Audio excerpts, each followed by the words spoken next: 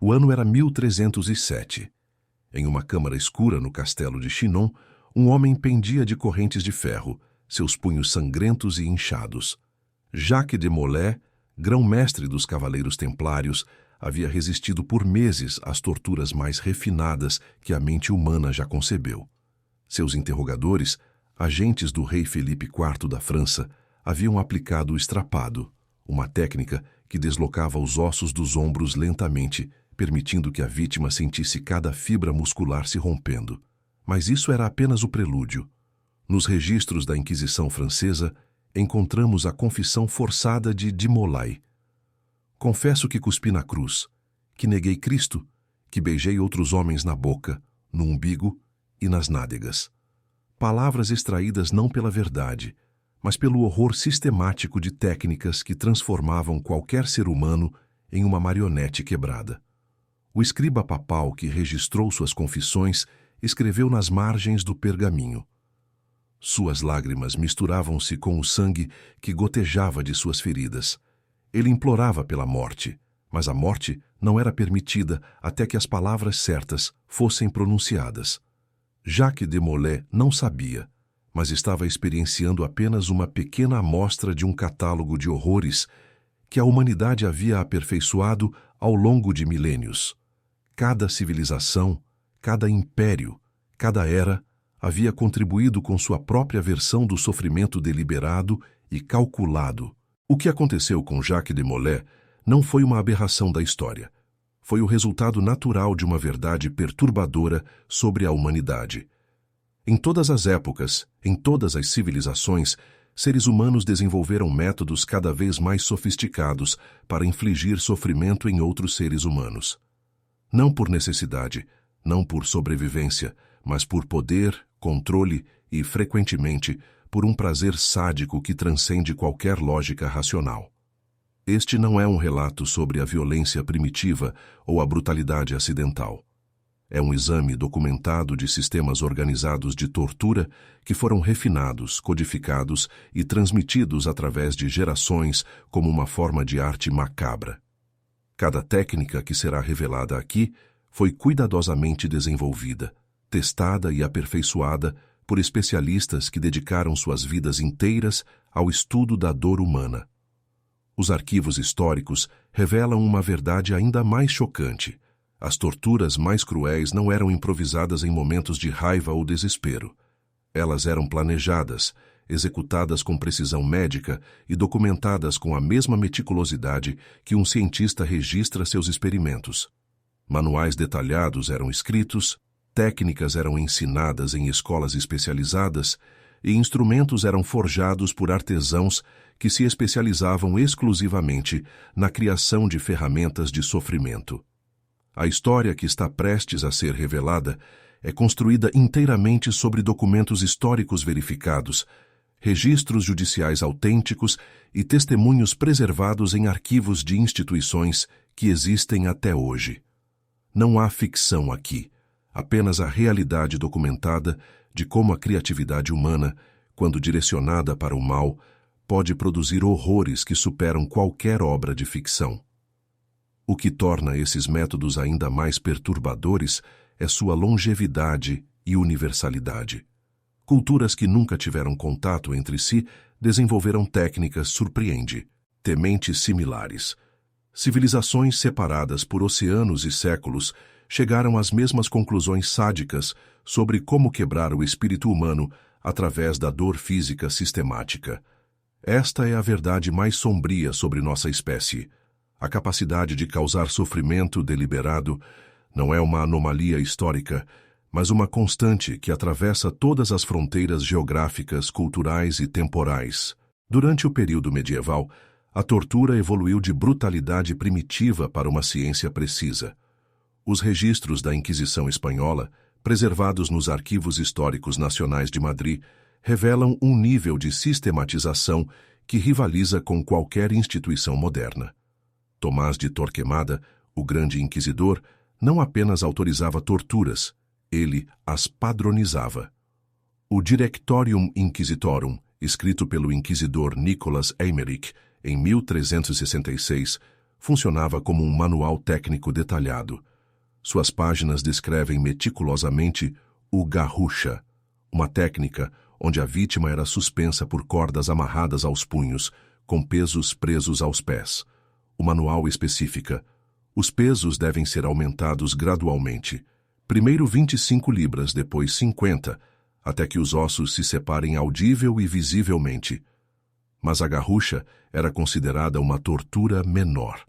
O verdadeiro refinamento medieval manifestava-se no potro, um dispositivo que esticava o corpo humano além de seus limites fisiológicos. As transcrições dos tribunais descrevem como a vítima era presa por cordas que passavam por roldanas, permitindo que os torturadores aplicassem pressão controlada a cada membro separadamente. Maria de Casala, uma mulher acusada de heresia em 1532, deixou um testemunho preservado nos arquivos de Toledo. Sentia meus braços se separando do corpo como galhos arrancados de uma árvore. O som era como madeira rachando, mas vinha de dentro de mim. Ela resistiu por 6 sessões, antes de confessar crimes que nunca cometeu. Os registros médicos da época, escritos por cirurgiões que atendiam as vítimas após as sessões, revelam a precisão científica por trás desses métodos. Diego Álvares de Chanca, médico pessoal da rainha Isabel de Castela, documentou: o corpo humano pode suportar o alongamento de aproximadamente 15% antes que ocorram danos permanentes aos ligamentos. Os inquisidores aprenderam a manter-se exatamente neste limite. O aspecto mais perturbador desses registros não é apenas a crueldade, mas a burocracia que a cercava. Cada sessão de tortura era meticulosamente documentada. Escrivães registravam não apenas as confissões, mas também detalhes técnicos. Quantos turnos da corda, por quanto tempo, quais músculos se contraíram primeiro, em que momento exato a resistência se quebrava. Frei Antônio de Montesinos, em suas memórias secretas descobertas no século XVIII, revelou a mentalidade por trás desses métodos. Não buscávamos apenas a verdade, mas a submissão completa da alma. A dor física era apenas o caminho para quebrar a vontade humana de forma tão completa que a pessoa deixaria de existir como indivíduo. Esta mentalidade criou inovações técnicas assustadoras. A cuna de Judas, um dispositivo piramidal onde a vítima era baixada lentamente sobre a ponta, foi aperfeiçoada para causar máximo sofrimento sem causar morte rápida. Os registros indicam que algumas vítimas sobreviviam por dias inteiros nesta posição, mantidas conscientes por médicos que monitoravam seus sinais vitais. O mais chocante é que esses métodos não eram aplicados apenas a criminosos comuns. Nobres, clérigos, até mesmo crianças foram submetidas a essas técnicas quando suspeitas de heresia. As transcrições do processo contra os cavaleiros templários revelam que meninos de apenas 12 anos foram torturados com os mesmos métodos aplicados a guerreiros adultos. A documentação medieval prova que a tortura havia se tornado uma instituição respeitada, com seus próprios especialistas, equipamentos padronizados e procedimentos codificados. Era uma máquina burocrática de sofrimento que operava com a mesma eficiência que qualquer outro departamento governamental da época. Enquanto a Europa medieval sistematizava a tortura através da religião, o Oriente desenvolveu uma abordagem diferente: a elevação da crueldade a uma forma de arte refinada. Os anais da dinastia Tang, 618-907 d.C., preservados na Biblioteca Nacional de Pequim, contêm descrições de técnicas que combinavam conhecimento médico avançado com sadismo puro. O Ling Chi, conhecido no Ocidente como morte por 1000 cortes, representa o ápice dessa filosofia. Não era simplesmente uma execução, mas um ritual elaborado que podia durar dias inteiros. Os registros judiciais da dinastia Qing detalham como os executores eram treinados desde a infância para dominar esta técnica. Wang Wei, um executor especializado do século XVIII, deixou um diário onde descreve: cada corte deve ser preciso, muito profundo, e a morte vem rapidamente, muito superficial, e o sofrimento é insuficiente. O equilíbrio é a arte. O Código Penal chinês do século XVI especificava exatamente quantos cortes deviam ser aplicados para diferentes crimes. Para traição imperial, 3.357 cortes. Para parricídio, 2.896 cortes. Cada corte era numerado e tinha uma localização específica no corpo. Mapas anatômicos detalhados indicavam a ordem exata. Primeiro os dedos, depois as orelhas, seguidos pelos músculos dos braços, sempre evitando órgãos vitais até as fases finais. Meng Zhao, um oficial da corte durante a dinastia Ming, testemunhou a execução do general rebelde Liu Jin em 1510. Suas memórias, descobertas em 1893, descrevem: no terceiro dia, Liu Jin ainda implorava por água. Seus olhos seguiam cada movimento do executor. A multidão que havia se reunido para assistir começou a se dispersar no segundo dia, incapaz de suportar os gritos, mas os gritos continuaram até o amanhecer do quarto dia. Mas o Lin Chi não era a única contribuição oriental para o catálogo de horrores humanos. O Japão feudal desenvolveu o Ishidaki, uma técnica onde pedras eram gradualmente colocadas sobre uma pessoa até que o peso quebrasse seus ossos lentamente. Os registros do período Edo revelam que esta tortura era aplicada principalmente a cristãos que se recusavam a renunciar à sua fé. Padre João Rodrigues, um jesuíta português que foi submetido ao Ishidaki em 1615, conseguiu enviar uma carta para Roma antes de morrer. Primeiro, senti meus dedos se partirem. Depois, as costelas. O peso aumentava pedra por pedra, e cada pedra era anunciada em voz alta, para que eu soubesse exatamente quanto sofrimento ainda estava por vir. Eles me ofereceram liberdade a cada nova pedra, mas eu conhecia o preço. A documentação japonesa revela um aspecto único da mentalidade oriental em relação à tortura. A ideia de que o sofrimento purificava tanto a vítima quanto o observador. O seppuku forçado, onde samurais em desgração eram obrigados a se eviscerar publicamente, não era visto apenas como punição, mas como um caminho para a redenção espiritual através da agonia física. Os registros médicos da época mostram que médicos orientais estudavam intensivamente os limites da resistência humana. Tratados médicos chineses do século XIV contêm diagramas detalhados dos sistemas nervosos, indicando exatamente quais nervos causar maior dor quando estimulados. Estas informações não eram usadas para cura, mas para maximizar o sofrimento durante interrogatórios. Li Qingzhao, uma médica da corte imperial no século XII, escreveu em seu diário: o corpo humano contém 365 pontos de pressão que, quando manipulados corretamente, podem produzir dor sem causar inconsciência. Esta é a verdadeira arte, manter a mente acordada enquanto o corpo grita. O aspecto mais perturbador dos métodos orientais era sua integração com a filosofia e a espiritualidade. O sofrimento não era visto como um efeito colateral da justiça, mas como um componente essencial da ordem cósmica. Esta mentalidade criou técnicas que eram simultaneamente brutais e ritualísticas, transformando a tortura em cerimônias elaboradas que podiam durar semanas. O Renascimento europeu não trouxe apenas avanços artísticos e científicos, também revolucionou os métodos de tortura através da engenharia mecânica. Os inventários dos castelos medievais preservados nos arquivos reais revelam coleções inteiras de dispositivos que combinavam conhecimento de mecânica com imaginação sádica. A Donzela de Ferro de Nuremberg, construída no século XVI, representa esta evolução técnica.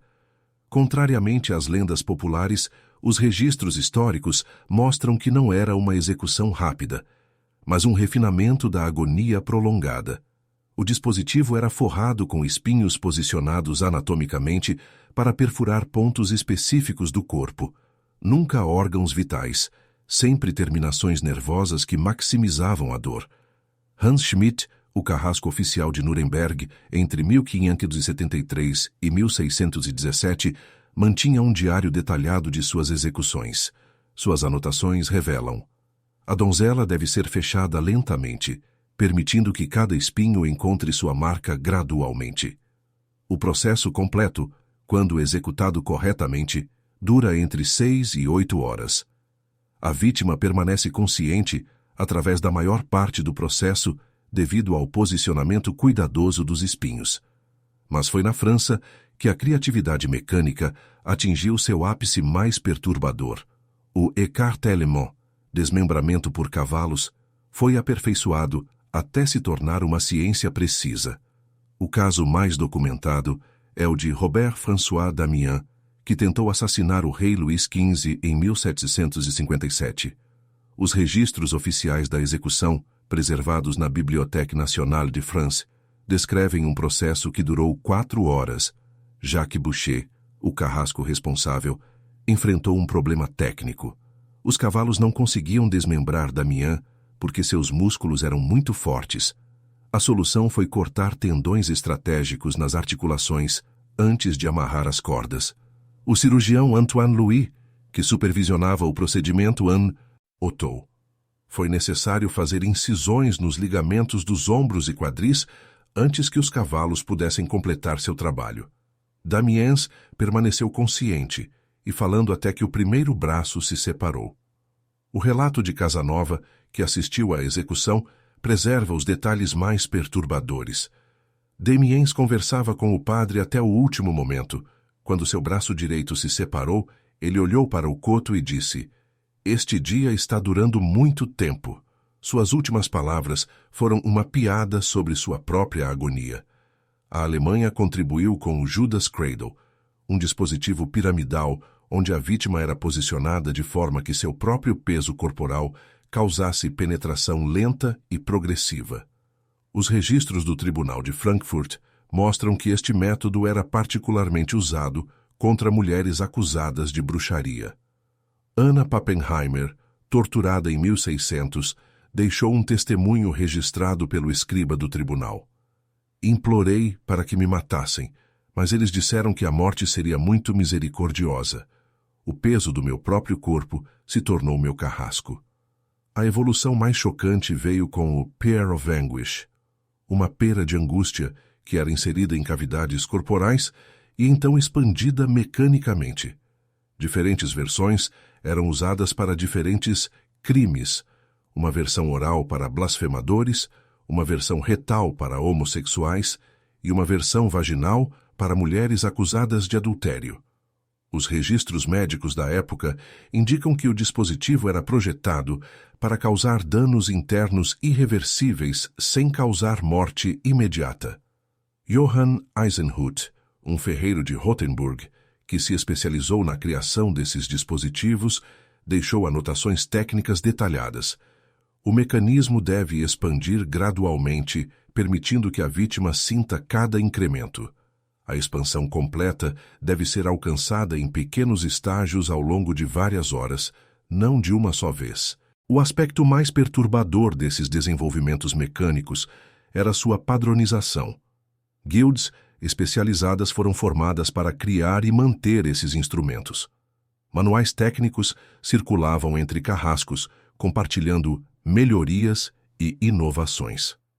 A tortura havia se tornado uma indústria artesanal respeitada, com seus próprios artesãos especializados e padrões de qualidade. Os impérios coloniais dos séculos XVII e XVIII introduziram uma dimensão nova e talvez mais sinistra na arte da tortura, a destruição sistemática da psique humana. Os registros da Companhia Holandesa das Índias Orientais, preservados nos arquivos nacionais de Haia, revelam métodos que combinavam privação sensorial com humilhação calculada para quebrar não apenas o corpo, mas a identidade da vítima. Jan Pieter Zoon Cohen, governador-geral das Índias Orientais holandesas, desenvolveu o que chamava de interrogatório silencioso. As vítimas eram colocadas em células completamente escuras, onde o único som era o gotejamento constante de água. Os registros de Cohen descrevem: após 14 dias de silêncio absoluto, um homem começará a falar com as gotas de água como se fossem pessoas. Após 21 dias, ele confessará qualquer crime que sugerirmos. apenas para ouvir uma voz humana. Mas foram os franceses na Argélia que aperfeiçoaram a tortura psicológica a um nível científico. Durante a conquista colonial do século XIX, oficiais franceses desenvolveram a técnica da baignoire, afogamento controlado combinado com manipulação emocional. General Jacques de Bourbon-Busset escreveu em suas memórias: descobrimos que alternar entre afogamento e salvação cria uma dependência psicológica. A vítima passa a ver o torturador como seu salvador, não seu carrasco. Os registros médicos do Hospital Militar de Argel revelam estudos sistemáticos sobre os efeitos psicológicos da tortura prolongada. Dr. Henri Laveran, que mais tarde ganharia o Prêmio Nobel por seu trabalho com malária, conduziu experimentos em prisioneiros argelinos. Suas anotações incluem: observamos que a personalidade pode ser completamente reconstituída através da aplicação controlada de terror e alívio. O sujeito eventualmente adotará qualquer identidade que lhe oferecermos como escape da incerteza. Os espanhóis nas Américas contribuíram com uma inovação particularmente cruel: a tortura através de familiares. Bartolomé de las Casas, em sua brevíssima Relación, descreve como conquistadores forçavam pais a assistir à tortura de seus filhos, sabendo que o sofrimento emocional dos pais frequentemente excedia qualquer dor física que pudessem suportar. Diego de Landa, bispo de Yucatán, documentou esta técnica em detalhes. Descobrimos que um homem que resistiria a qualquer tortura física se quebrará imediatamente quando forçado a assistir à mesma tortura sendo aplicada a seu filho. A mente paterna é mais frágil que qualquer corpo. Nos registros da Inquisição no vice-reino do Peru, encontramos o caso de Túpac Amaru II, líder da rebelião indígena de 1780. Antes de sua execução, foi forçado a assistir ao desmembramento de sua esposa, filhos e seguidores. O vice-rei Antônio de Mendoza escreveu: sua expressão mudou completamente após testemunhar a morte de sua família. O homem que havia desafiado um império inteiro se tornou uma criança chorosa, implorando por misericórdia. A inovação mais sinistra veio dos portugueses no Brasil, que desenvolveram a tortura da esperança.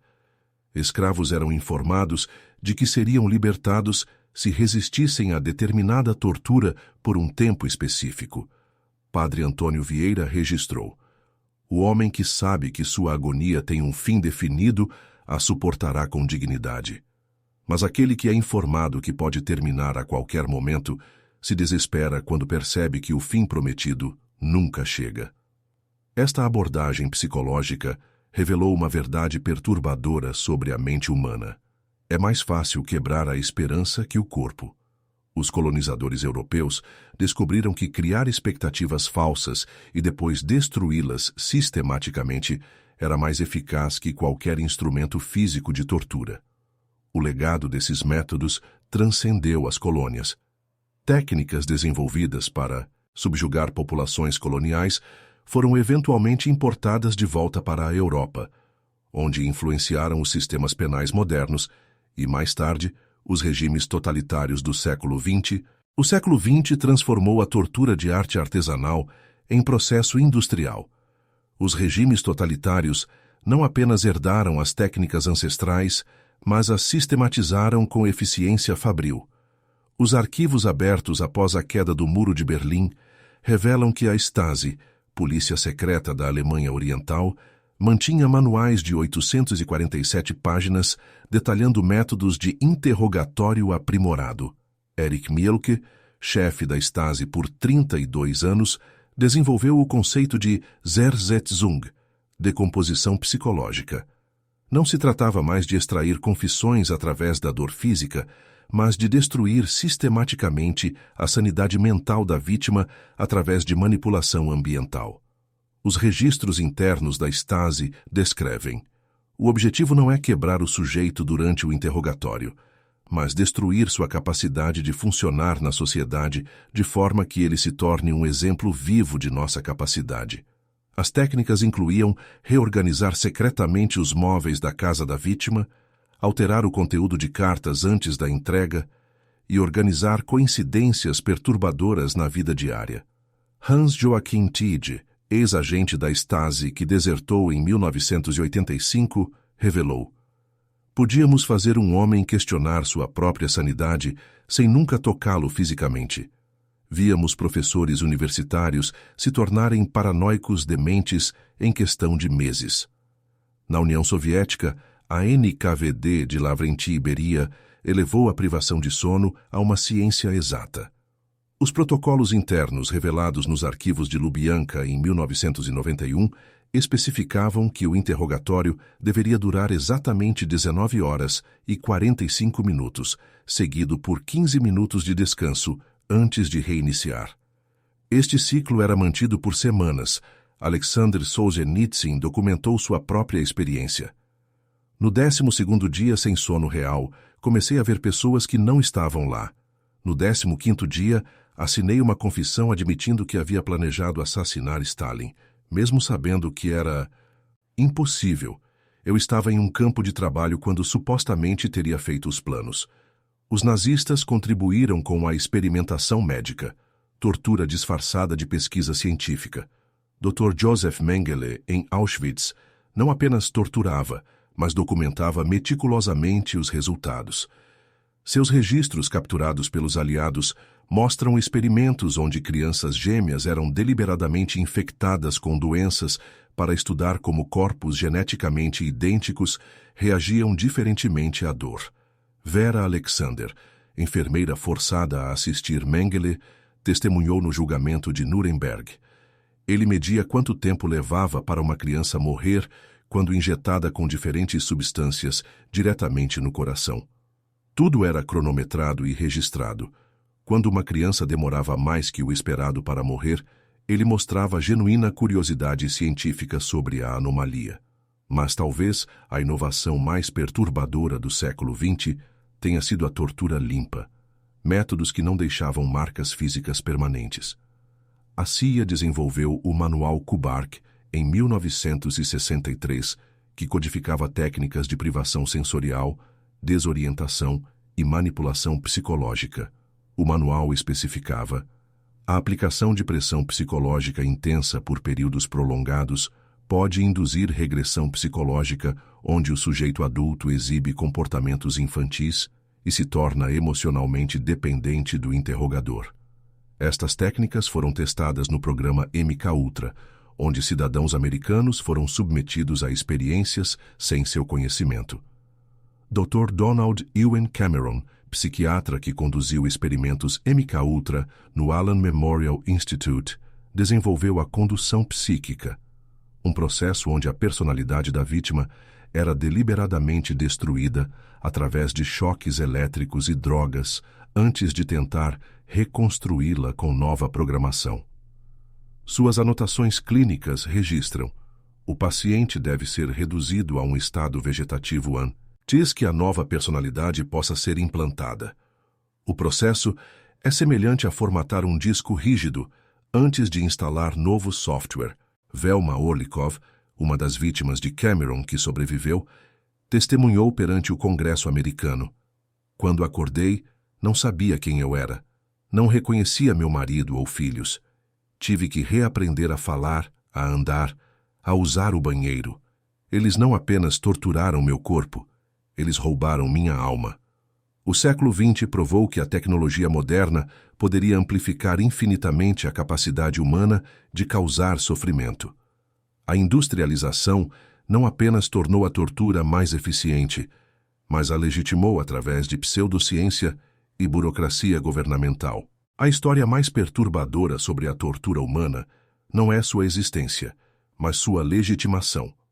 Em 2005, documentos desclassificados revelaram que os Estados Unidos, uma nação fundada sobre princípios de liberdade e dignidade humana, haviam oficialmente legalizado técnicas que, historicamente, condenava como crimes contra a humanidade. O Memorando da Tortura, de John Yoo, advogado do Departamento de Justiça, redefiniu legalmente o conceito de tortura. Segundo o documento, a tortura só ocorre quando a dor infligida é equivalente àquela associada com falência de órgãos, dano permanente ou morte. Esta definição técnica permitiu que métodos medievais fossem aplicados sob supervisão legal moderna. As fotografias de Abu Ghraib mostraram ao mundo que soldados americanos estavam aplicando técnicas idênticas àquelas documentadas na Inquisição Espanhola. Humilhação sexual, privação de sono, posições de estresse prolongadas e privação sensorial. A diferença era que agora existia uma estrutura legal que autorizava essas práticas. Specialist Lindy England, fotografada segurando uma coleira ao redor do pescoço de um prisioneiro iraquiano, mais tarde testemunhou. Nos disseram que isso não era tortura, era condicionamento. Tínhamos manuais que especificavam exatamente o que podíamos fazer. Tudo era legal, segundo nossos superiores. O paradoxo se torna ainda mais chocante quando consideramos que muitas das técnicas legalizadas no século XXI eram idênticas àquelas pelas quais os Estados Unidos processaram criminosos de guerra japoneses após a Segunda Guerra Mundial. Em 1947, soldados japoneses foram condenados à prisão perpétua por aplicar waterboarding em prisioneiros americanos. Em 2002, a mesma técnica foi oficialmente aprovada pela CIA, do Dr. Stephen Miles, que estudou os registros médicos de Guantánamo, revelou que médicos militares americanos estavam usando informações dicas dos prisioneiros para aperfeiçoar métodos de interrogatório. Alergias, fobias e traumas passados eram catalogados e depois explorados durante interrogatórios. Médicos que juraram não causar mal estavam ativamente participando na criação de sofrimento personalizado. O aspecto mais sinistro desta legalização é sua linguagem técnica. Termos como interrogatório aprimorado, desconforto moderado e pressão psicológica controlada mascaravam práticas que eram substancialmente idênticas aos métodos da Inquisição. A burocracia moderna havia encontrado uma forma de aplicar técnicas medievais através de memorandos legais e aprovações administrativas. James Mitchell, psicólogo que desenvolveu as técnicas aprimoradas da CIA, defendeu seus métodos dizendo: "Não é tortura se for autorizado por um governo democrático e executado por profissionais treinados seguindo protocolos específicos." Esta lógica ecoava perfeitamente a mentalidade de Tomás de Torquemada, que justificava suas técnicas como necessárias para proteger a sociedade cristã. A verdade mais perturbadora é que a tortura nunca desapareceu da civilização humana. Ela simplesmente evoluiu linguisticamente e legalmente. O mesmo sadismo refinado que caracterizava os métodos medievais persistia no século XXI, mas agora era aplicado por profissionais com diplomas universitários, seguindo protocolos aprovados por advogados e supervisionado por médicos. A hipocrisia era completa. Nações que se consideravam guardiãs dos direitos humanos estavam aplicando sistematicamente os mesmos métodos que haviam condenado em tribunais internacionais de crimes de guerra. A única diferença era a papelada legal que acompanhava cada sessão de tortura. Ao examinar 5 milênios de crueldade humana sistematizada, uma verdade inevitável emerge das trevas da história. A capacidade de torturar não é uma aberração de mentes perturbadas, mas uma característica inata da espécie humana que se manifesta consistentemente através de todas as culturas, religiões e períodos históricos. Cada civilização que já existiu desenvolveu seus próprios métodos refinados de causar sofrimento deliberado. Cada sociedade que se considerava mais evoluída que suas antecessoras acabou criando técnicas ainda mais sofisticadas de quebrar o espírito humano. Cada geração que jurou nunca mais acabou encontrando novas justificativas para aplicar versões modernizadas dos mesmos horrores antigos. Os registros históricos revelam que as técnicas mais cruéis não emergiram de impulsos primitivos ou momentos de raiva descontrolada. Elas foram produtos da inteligência humana aplicada metodicamente ao problema de como causar máximo sofrimento. Médicos contribuíram com conhecimento anatômico. Engenheiros projetaram dispositivos mecânicos. Advogados criaram justificativas legais. Sacerdotes ofereceram legitimação espiritual. psicólogos desenvolveram métodos de quebrar a mente. A colaboração de mentes brilhantes na criação de sofrimento sistemático representa talvez o aspecto mais sombrio da natureza humana. Nossa capacidade de racionalizar qualquer atrocidade quando ela serve aos nossos propósitos. Cada torturador acreditava sinceramente que estava fazendo o trabalho necessário para proteger algo maior: a fé, o Estado, a segurança, a ordem social. Jacques de Molay, cujo sofrimento abriu esta narrativa, não foi vítima de selvageria medieval, mas de um sistema burocrático altamente organizado que operava com aprovação real, supervisão clerical e documentação meticulosa. Seus torturadores não eram monstros.